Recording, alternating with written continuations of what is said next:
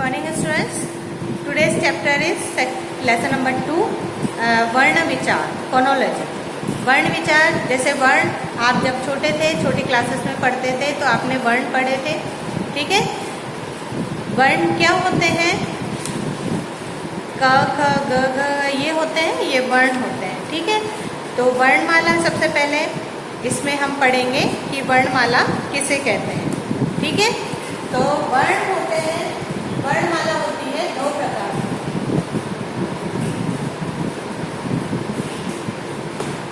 ठीक है। स्वर और व्यंजन से मिलकर के क्या बनती है? वर्णमाला बनती है।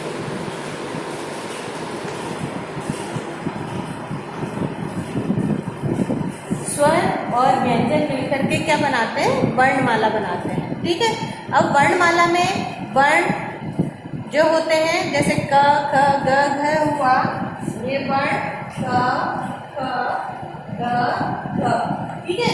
तो हम इनको क्या कहते हैं? अक्षर भी कहते हैं। क्या कहते हैं? अक्षर भी कहते हैं। जैसे क ख ग घ हुआ तो हम इनको क्या कहेंगे? अक्षर, ठीक है। हम इनको अक्षर भी कहेंगे। तो स्वर और व्यंजन से मिलकर के क्या बनती है? हमारी वर्णमाला बनती है। अब ये देखा जाता है कि स्वर और व्यंजन है, ये दोनों अलग अलग होकर के हमारी वर्णमाला कंप्लीट करते हैं। तो इसमें देखेंगे कि स्वर कितने होते हैं और व्यंजन कितने होते हैं। तो स्वर हमारे होते हैं 11 होते हैं स्वर। कितने होते हैं हमारे स्वर? 11 होते हैं। और व्यंजन हमारे कितने होते हैं? 37 होते हैं, ठीक है। तो स्वर हमारे होते हैं 11 और व्यंजन होते हैं हमारे 33। इन दोनों से मिलकर के हमारी वर्णमाला कंप्लीट होती है। लेकिन इसके अलावा भी हमारे जो मूल स्वर और व्यंजन है वो 11 है और 33 है। लेकिन इसके अलावा भी बहुत कुछ ऐसे व्यंजन और हैं जो कि पूरे के पूरे मिलकर के हमारी पूरी वर्णमाला कंप्लीट करते हैं 52 वर्ड्स, ठीक है। इनको टोटल को मिलाकर के कितना होता है? 52। हमारी वर्णमाला में जो वर्ण है टोटल वो कितने हैं? 52 है। जब भी आपसे कभी क्वेश्चन ये पुटअप किया जाता है कि हमारी हिंदी की वर्णमाला में, ठीक है, हमारी हिंदी वर्णमाला में कितने वर्ण होते हैं, तो आप क्या आंसर देंगे? 52 बोलेंगे। कितना बोलेंगे? 52 बोलेंगे। और अगर आपसे ये पूछा जाता है कि हमारे वर्णमाला में स्वर और व्यंजन कितने हैं, तो आप मूल रूप से यानी कि मेन जो स्वर और व्यंजन है वो है हमारे स्वर 11 है और व्यंजन है हमारे 33 व्यंजन है। तो इन सब को मिलाकर के 52 होते हैं। लेकिन 52 में व्यंजन कुछ और भी अलग से भी ऐड होते हैं, इसलिए ये जाकर के हमारे टोटल 52 वर्ण बनते हैं, ठीक है। तो हमारी वर्णमाला में टोटल वर्ण होते हैं 52। अब आगे है जब हम देखते हैं तो इसकी डेफिनेशन देखते हैं, ठीक है। अभी तो हमने थोड़ा सा इसके बारे में पता कर लिया कि वर्णमाला स्वर और व्यंजन से मिलकर के बनी होती है। स्वर 11 होते हैं, व्यंजन 33 होते हैं। लेकिन टोटल वर्ण कितने होते हैं? हमारे 52 होते हैं, ठीक है। इसमें क ख ग जो ये व्यंजन होते हैं या जो वर्णमाला होती है, इन वर्ण्स को हम अक्षर भी कहते हैं, ठीक है। क्या कहते हैं? इनको हम अक्षर भी कहते हैं। तो अब हम देखेंगे इसकी डेफिनेशन। तो क्या होती है इसकी डेफिनेशन में? आते हैं दो, एक तो क्रमबद्ध समूह और दूसरा होता है व्यवस्थित समूह,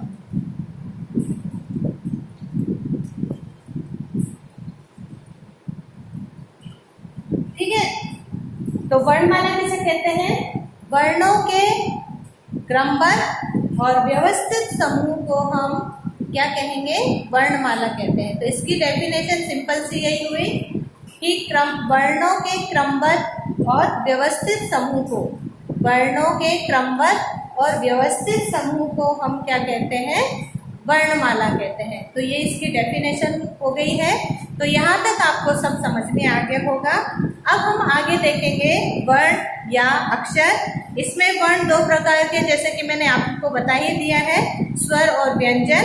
स्वर और व्यंजन के भी अलग अलग प्रकार होते हैं। जैसे स्वर पढ़े हमने, व्यंजन है तो स्वर व्यंजन के भी प्रकार अलग अलग होते हैं। अब वो कौन कौन से होते हैं वो हम इसमें आगे देखेंगे। स्वर है, इसके भी 3 प्रकार होते हैं। स्वर के 3 प्रकार होते हैं और व्यंजन के 4 प्रकार होते हैं। ठीक है, तो व्यंजन के 4 प्रकार और स्वर के 3 प्रकार, तो वो कौन कौन से होते हैं वो देखेंगे। स्वर होते हैं 3, इसमें होता है ह्रस्व स्वर, ठीक है, ह्रस्व स्वर। दूसरा होता है दीर्घ स्वर, ठीक है, कौन सा होता है दीर्घ स्वर। और तीसरा होता है प्लुत।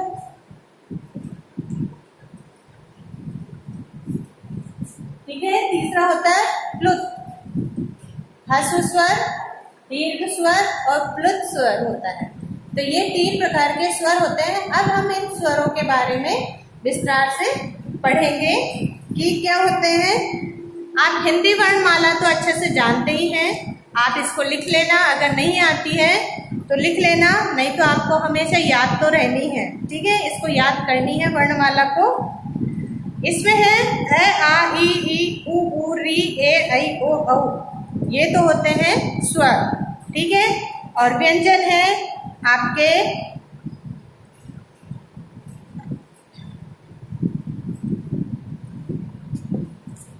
क ख ग घ, लेकिन व्यंजन हम बाद में पढ़ाएंगे। पहले हम स्वर पढ़ाएंगे, व्यंजन हम बाद में पढ़ाएंगे। तो स्वर मैंने आपको बता दिया है, ए आई होते हैं स्वर, तो ये होते हैं 11 हमारे। अब इसमें सबसे पहले हम पढ़ेंगे ह्रस्व स्वर। ह्रस्व स्वर जैसे कि नाम से ही जाना जाता है, ह्रस्व यानी छोटा, ह्रस्व यानी छोटा। ठीक है, अब जैसे मैं यहाँ पर लिख रही हूँ व्यंजन, सॉरी हमारे ये स्वर है आ ई उ ए ऐ ओ औ।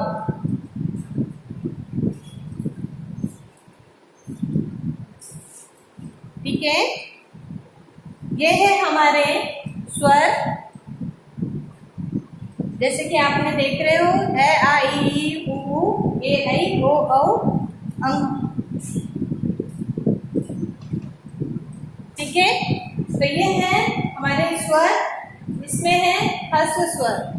ह्रस्व जैसे नाम से ही पता चल रहा है कि छोटा, ह्रस्व यानी होता है छोटा। ठीक है, तो अब हमारे जो ये स्वर हमने लिखे, अब इसके अंदर से हम देखेंगे कि छोटे कौन से हैं। छोटे मतलब जो कि जिन पर मात्राएं नहीं होती हैं। अब देखेंगे इसमें छोटे कौन कौन से हैं। ये होते हैं 4। कौन से होते हैं? 4 होते हैं। एक तो अ, ई, उ और ए। ठीक है, ये हमारे ह्रस्व यानी कि बिना मात्रा वाले जो भी होंगे छोटे। ह्रस्व छोटे यानी कि छोटा क्या होता है? बिना मात्रा वाला। तो ए, ई, उ और ए ये हमारे किस में आते हैं? ह्रस्व स्वर के अंदर आते हैं। किसमें आते हैं? ह्रस्व स्वर के अंदर। जैसे कि ह्रस्व स्वर में आएंगे ए, ई, उ और ए। ठीक है, कौन कौन से आएंगे? ए, ई, उ और ए। तो ये हमारे ह्रस्व स्वर हो गए हैं। ठीक है, तो इनकी संख्या कितनी होती है? 4 होती है। अब इससे पहले हम ये देखेंगे कि स्वर किसे कहते हैं। स्वर में हमने ह्रस्व स्वर पढ़ लिया। स्वर किसे कहते हैं? जिन वर्णों का उच्चारण बिना किसी अन्य वर्ण की सहायता से करते हैं उन्हें क्या कहते हैं? स्वर कहते हैं। इसमें ह्रस्व स्वर है, इनकी संख्या 4 है। ठीक है, 1 2 3 4 हो गई है और इनका उच्चारण बहुत कम समय में किया है। यानी कि इनका उच्चारण करने में हमें समय नहीं पता चलता, समय नहीं लगता है, मतलब जल्दी से बोल दिए जाते हैं। तो ये होते हैं ह्रस्व स्वर, जल्दी से बोल दिए जाते हैं, जिनमें कोई प्रेशर नहीं होता है और बिल्कुल अकेले होते हैं। तो इनको हम जल्दी से बोल देते हैं, तो इन्हें कहते हैं ह्रस्व स्वर। जैसे ए, ई, उ और ए, है ना, कोई टाइम नहीं लगा। तो इस तरीके से ये क्या हो गए? हमारे ह्रस्व स्वर हो गए। अब सेकंड है दीर्घ स्वर। दीर्घ यानी बड़ा। ठीक है, नाम से ही पता चलता है, दीर्घ यानी विशाल, बड़ा। अब इसके अंदर इनकी संख्या कितनी होती है? 7 होते हैं। ये कितने होते हैं? 7 होते हैं। जैसे अभी हमने पढ़ा ह्रस्व स्वर यानी कि छोटे ए, ई, उ और ए, तो ये 4 हैं। अब दीर्घ यानी जिसमें मात्राएं लगी होंगी और जो बड़े होंगे, जैसे हम पढ़ते पढ़ते बोलते हैं ना, छोटी ई की मात्रा बड़ी, है ना, छोटी ई से इमली, बड़ी ई से ईख, छोटा ऊ से उल्लू, बड़ा ऊ से ऊन। जब आप छोटे थे, जब आपने इसी तरीके से याद किए होंगे, पढ़े होंगे, तो अब हम इसको किस तरह से पढ़ेंगे?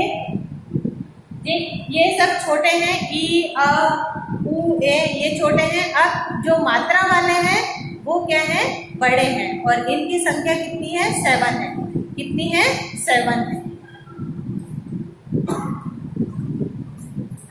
जैसे आ, इसमें मात्रा लगी हुई है, ई, बड़ी की मात्रा, ऊ, बड़ा ऊ से ऊन जो बोलते हैं, ए से ऐनक, ठीक है, ओ से ओखली और औ से औरत, ठीक है। तो ये कितने हो गए? ये हमारे 7 है, इनकी संख्या 7 है। तो ये सब किसमें आते हैं? हमारे दीर्घ स्वर के अंदर आते हैं, ठीक है। तो ये समझ में आ गया होगा अब आपको कि ह्रस्व स्वर यानी कि छोटा बिना मात्रा के स्वर इसमें आएंगे, दीर्घ स्वर यानी कि बड़ा जिसमें सारी मात्राओं वाले स्वर इसके अंदर इंक्लूड होंगे, ठीक है। तो ये है ह्रस्व स्वर और दीर्घ स्वर।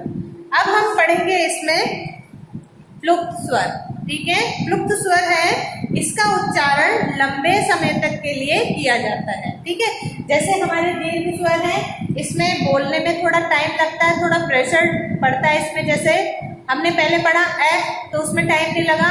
आ, तो हमने क्या पढ़ा? आ, तो आ में हमें टाइम लगा और थोड़ा सा इस पे प्रेशर भी हमने डाला है। तो इसी तरीके से प्लुप्त स्वर है, इसका उच्चारण है वो लंबे समय तक किया जाता है और प्राय दूर से पुकारते समय इसका प्रयोग किया जाता है, ठीक है। जैसे ओम, है ना, ओम हमने पढ़ा, तो ओम क्या है? बीच में जो लंबा स्वर आता है, जैसे कि ये एस, ये आता है, इस तरीके से होता है ना। जैसे ओम कैसे लिखते हैं हम? ओ, ऐसे लिखते हैं ना ओम। तो जो ये डैश जैसा बनता है ना, ये क्या होता है? ये लंबा थोड़ा टाइम लेता है, ठीक है। तो ये होते हैं हमारे प्लुप्त स्वर, जिसमें हमें बोलने में काफी सारा लंबा समय लगता है या लंबे तक किया जाता है। जैसे ओम, राम, है ना, कभी तो राम बोलते थे, लेकिन राम लंबे समय में बोला जाता है। तो इस तरीके से ये स्वर कौन से हुए? प्लुप्त स्वर हुए। लेकिन इसका ज़्यादा यूज में सिर्फ तभी लिया जाता है जब लंबे समय पर हम इन वर्ड्स को, इनको वर्णों को यूज में लिया जाता है, स्वरों को यूज में लिया जाता है तब। लेकिन मेन जो है वो हमारे ह्रस्व स्वर और दीर्घ स्वर है, यही दोनों ज़्यादा हमारे काम में आते हैं। तो ये आपको समझ में आ गया होगा यहाँ तक। अब हम इसी में देखेंगे स्वरों की मात्राएं, ठीक है। अभी तो हमने स्वर पढ़ा, स्वर के तीनों रूप पढ़ लिए, तीनों रूप आपको अच्छे तरीके से क्लियर हो गए होंगे। अब इनकी जो मात्राएं होती हैं वो आप पढ़ते आ रहे हैं, लेकिन मैं एक बार और क्लियर करा देती हूँ कि इनकी मात्राएं आपको कैसे याद रखनी है, जो हमेशा आपको याद रहेंगी। इस तरीके से मैं आपको एक इजी तरीके से मैं बता देती हूँ, तो हमेशा याद रहेंगी आपको, ठीक है।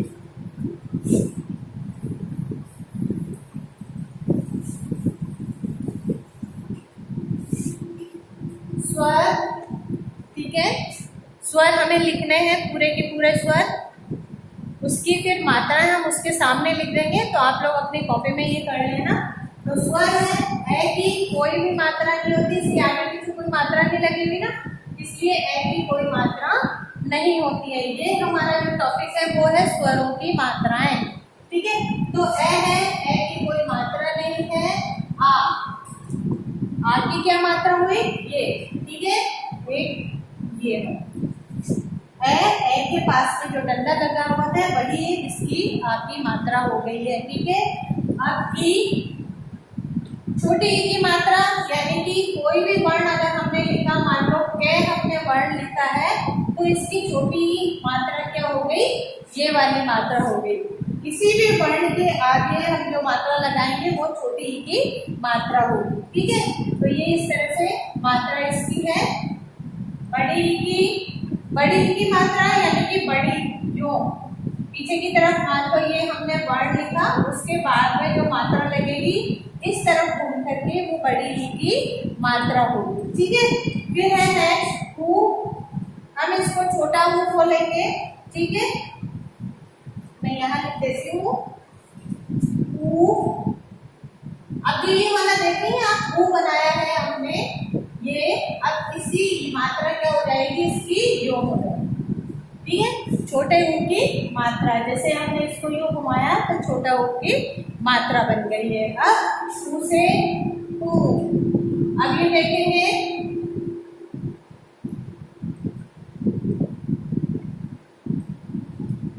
हु से उल्लू, हु से ऊन बन गया, हु से उल्लू, उसकी तो मात्रा हमारी ये हो गई।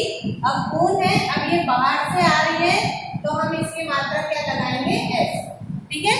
कोई भी वर्ण लिखेंगे उसके नीचे मात्रा ऐसी आएगी, जैसे ये उल्टा आ रहा है उसी तरीके से इसकी मात्रा भी उल्टी आएगी। ये ऊ हमने इस तरह से बनाया तो इसकी मात्रा भी यूं आएगी, ठीक है। ए से एडी, ठीक है, तो इसकी मात्रा क्या होगी, एस।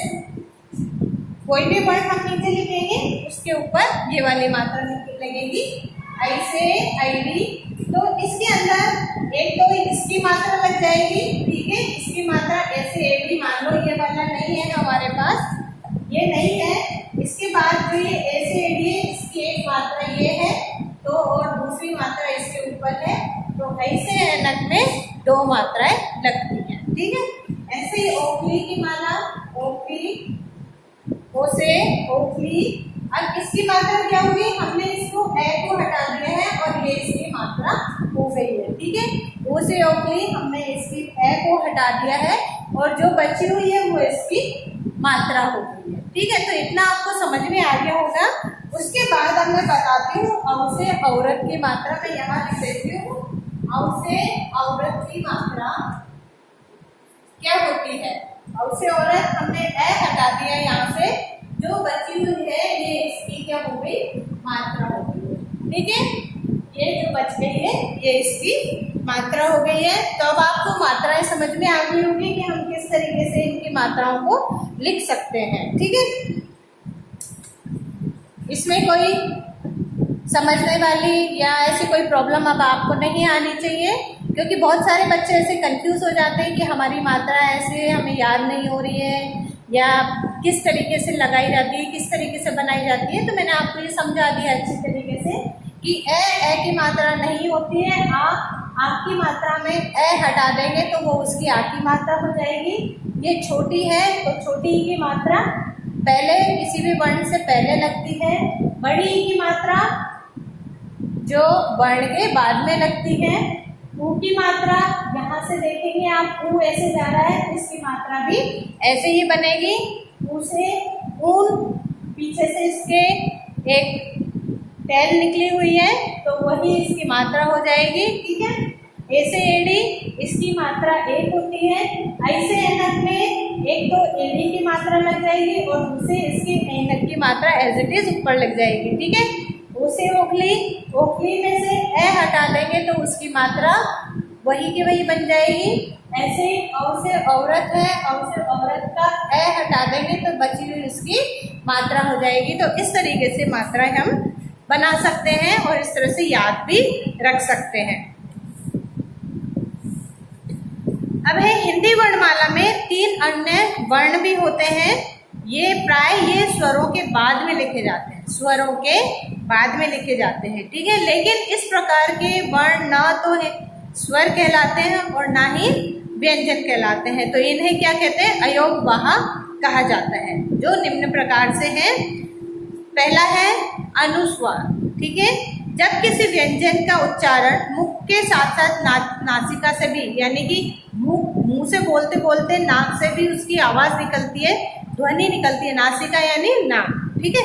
नाक से भी उसका उच्चारण किया जाता है तो वो क्या कहलाते हैं? अनुस्वार। क्या कहलाते हैं? अनुस्वार, यानी कि नाक का भी उसमें यूज किया जाता है। प्रत्येक व्यंजन वर्ण का अंतिम या पांचवा अक्षर भी अनुस्वार के रूप में किया जाता है। इसका प्रयोग इस रूप में किया जाता है, किस रूप में? उस बिंदी के रूप में। है खाली वाली जो बिंदी होती है उसमें हम जब बोलेंगे तो जो वो ए की जो बिंदी होती है वो हमारे नाक से भी उसका स्वर निकलता है। कभी आप बोल करके देखेंगे कि किस तरीके से है, जैसे कि ऐसे अहा अहा, क्या हुआ? ऐसे अंग। तो हमारी जो नाक है वो भी हमारे वर्ड के बीच में काम में आ रही है। तो जैसे कि हमने एक वर्ड लिखा चंदन,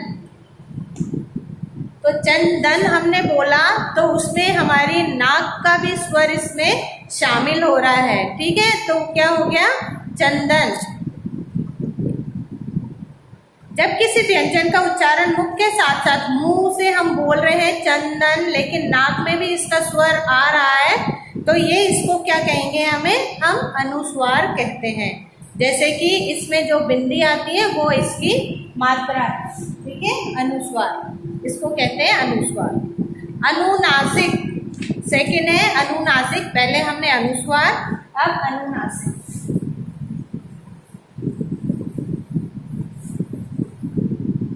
अनुस्वार इसमें ये आती है। ठीक है, अनुनासिक। दूसरा है हमारा अनुनासिक। अनुनासिक में आपने देखा होगा जिस स्वर के उच्चारण में हवा, जो जिस कोई भी वर्ड है अगर हम उसका उच्चारण करते हैं, उसको बोलते हैं, तो वो क्या होती है? हवा नाक व मुंह से निकले अनुनासिक वर्ण कहलाते हैं। इसका प्रयोग किस रूप में कहते हैं? चंद्र बिंदु के रूप में। ठीक है, इसका हम चंद्र बिंदु के रूप में करते हैं अनुनासिक। जैसे कि हमने एक वर्ड लिया आँख,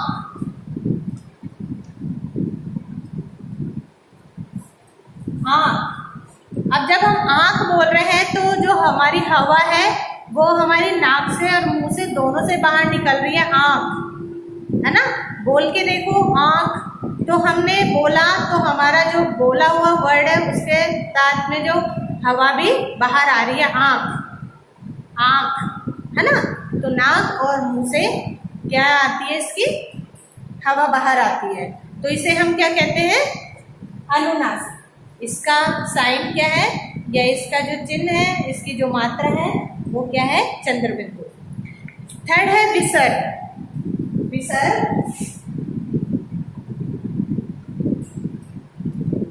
अब विसर्ग जैसे आपने संस्कृत में भी पढ़ा था कि विसर्ग क्या होते हैं। तो विसर्ग होते हैं ये जो दो बिंदियां, किसी भी वर्ण के पीछे जो ये दो बिंदियां लगती हैं वो होती हैं। जैसे कि हमने एक वर्ड लिया प्राय, ठीक है, क्या प्रातः है, ये लिखते हैं तो हम ये बिंदियां जरूर लगाते हैं ना। प्रातः है, प्राय है, ठीक है, पुनः है, अतः है, इन सब में क्या लगती है? ये बिंदी लगती है, और यही बिंदियों को हम क्या कहते हैं? विसर्ग कहते हैं। तो इसका उच्चारण वर्ण के अंत में है के रूप में किया जाता है। किसके रूप में किया जाता है? है। जैसे आप संस्कृत में पढ़ते हो ना, पुनः, हम ऐसे तो नहीं पढ़ेंगे पुनः पुनः पुनः, लेकिन पुनः पढ़ेंगे तो है का स्वर आ रहा है ना उसमें, ठीक है ना। पुन, अगर हम इसके आगे ये नहीं लगाते हैं तो प्राय क्या पढ़ेंगे? प्राय। लेकिन इसका सही उच्चारण क्या होता है? प्राय है ना। है का साउंड इसमें जरूर आता है। जैसे प्रात, प्रात तो हम पढ़ेंगे नहीं, प्रात है, तो ये जो बिंदी है इसका जो उच्चारण होता है वो है के रूप में होता है, ठीक है। तो ये है हमारे 3 और स्वर, ठीक है। अन्य जो अभी हमने स्वर पढ़े उसी के ये 3 पार्ट और हैं। इसके मात्रा है अनुस्वार की, इसमें डॉट लगा हुआ होता है बिंदी, अनुनासिक में चंद्र बिंदु लगा हुआ होता है, और विसर्ग में ये 2 डॉट्स लगे हुए होते हैं, ठीक है। अब हम पढ़ेंगे व्यंजन। तो ये हमारा स्वर कंप्लीट हो गया है। अब हम पढ़ेंगे इसमें व्यंजन पढ़ेंगे। अब व्यंजन देखेंगे कि कौन कौन से होते हैं।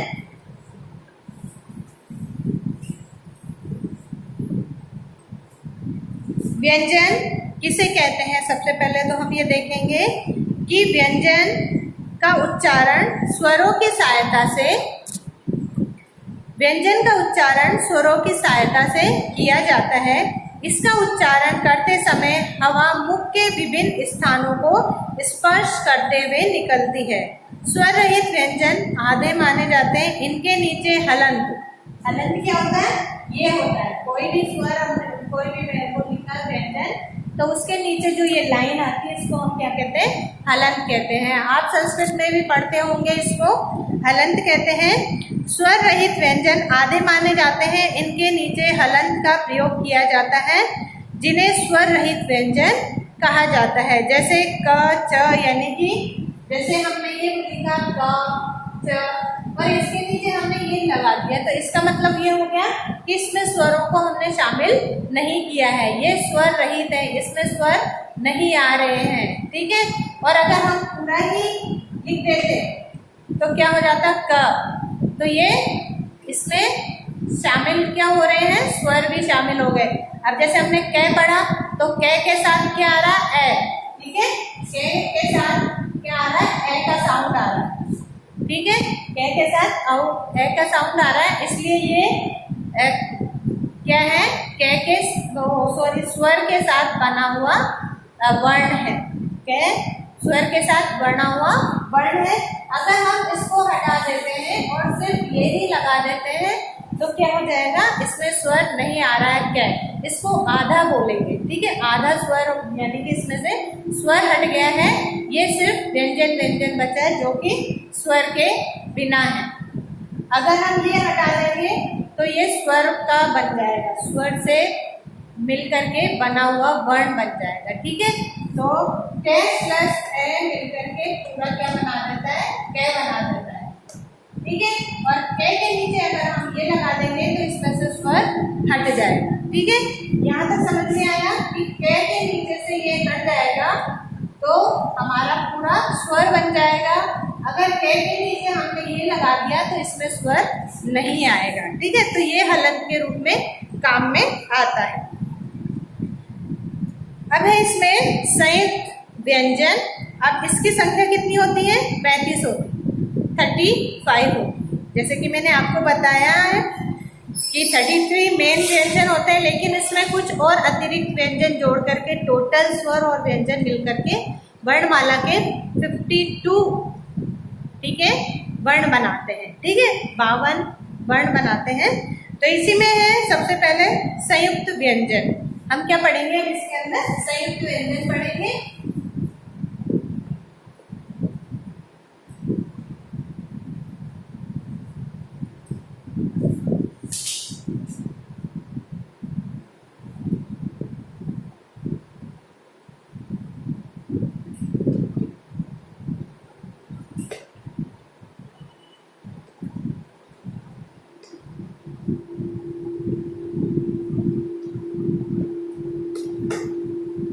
इसके अंदर संयुक्त व्यंजन, संयुक्ताक्षर और द्वित व्यंजन पढ़ेंगे। ठीक है, क्या पढ़ेंगे, द्वित व्यंजन पढ़ेंगे इसके अंदर। तो संयुक्त व्यंजन है इसमें जब दो व्यंजनों का एक साथ नए वर्ण के रूप में उच्चारण किया जाता है। ठीक है, जैसे कि क प्लस श, जैसे मैंने आपको एक लिया तो इसमें क प्लस श। ठीक है, तो ये है, ये तो बिना स्वर के है। ठीक है, क बिना स्वर के है। मैंने अभी आपको बताया था कि हलंत जो लग जाता है तो वो बिना स्वर के हो जाता है, अगर हलंत हट जाता है तो स्वर के साथ बन जाता है। ठीक है, तो इसमें तो ये दोनों मिलकर के क्या बनेंगे, हमारा श बनेगा। क यानी कि स्वर रहित है प्लस श, तो ये दोनों मिलकर के क्या बन गया, हमारा श बन गया। तो ये होते हैं संयुक्त व्यंजन। ठीक है, तो दो व्यंजनों का एक साथ नए वर्ण के रूप में उच्चारण किया जाता है, जैसे मैंने आपको बताया कि दो व्यंजन हैं, ये क और श दोनों व्यंजन हैं। अब ये दोनों व्यंजन मिलकर के क्या बना रहे हैं, नया वर्ण बना रहे हैं। ठीक है, नया वर्ण बना रहे हैं तो वो बन गया है श बन गया है। इसी तरीके से जैसे कि कोई हमने नया अक्षर लिया, इससे कक्षा, ठीक है, क्षमा, तो इस तरीके से ये वर्ण बनते हैं। दो व्यंजनों से मिलकर के नया वर्ण बनता है, वो होता है संयुक्त व्यंजन। अब है संयुक्ताक्षर। जब दो अलग अलग व्यंजनों को मिलाकर नए शब्द का निर्माण होता है तो वह संयुक्ताक्षर कहलाता है। जैसे च, संयुक्ताक्षर च प्लस छ, च प्लस छ, तो ये क्या बन गया, दो अलग अलग व्यंजन हैं, इनको मिलाकर नए शब्द का निर्माण होता है तो वो क्या कहलाता है, संयुक्ताक्षर कहलाता है। च प्लस छ यानी कि च, ठीक है।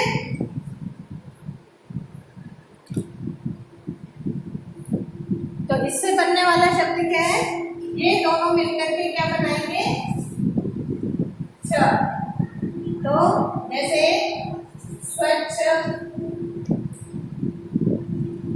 तो ये दो अलग अलग क्या है, व्यंजन बन रहे हैं, इससे एक नया शब्द का निर्माण करते हैं। ठीक है, नया शब्द का इसलिए नया संयुक्ताक्षर कहलाता है। नेक्स्ट है द्वित्व व्यंजन। जब एक जैसे दो व्यंजन एक साथ आते हैं, एक जैसे दो व्यंजन, जैसे हमने लिया क प्लस क, ठीक है, तो क प्लस क दोनों एक जैसे ही व्यंजन है, दो व्यंजन एक साथ आ रहे हैं एक जैसे ही, तो द्वित्व व्यंजन कहलाते हैं, जिसमें पहला अक्षर आधा लिखा जाता है। ठीक है, ये अक्षर आधा लिखा जाता है यानी कि क का, ठीक है।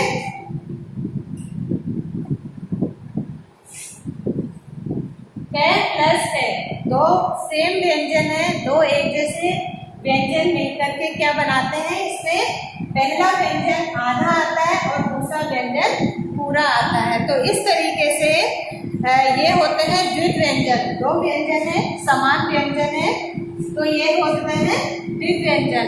इसका पूरा रूप क्या बनेगा, क। पहला व्यंजन आधा लिखा जाएगा, दूसरा व्यंजन पूरा लिखा जाएगा। जैसे कि हमने एक शब्द लिया है पक्का, ठीक है, पक्का, आधा क और पूरा क। इसी तरीके से एक वर्ड और लेती हूँ मैं इसमें, पैर, आधा पैर प्लस पूरा पैर। अब पहला जो पैर है वो तो अब क्या बन जाएगा, आधा पैर, ठीक है, और दूसरा क्या बन जाएगा, पूरा पैर। इसके नीचे हलंत है,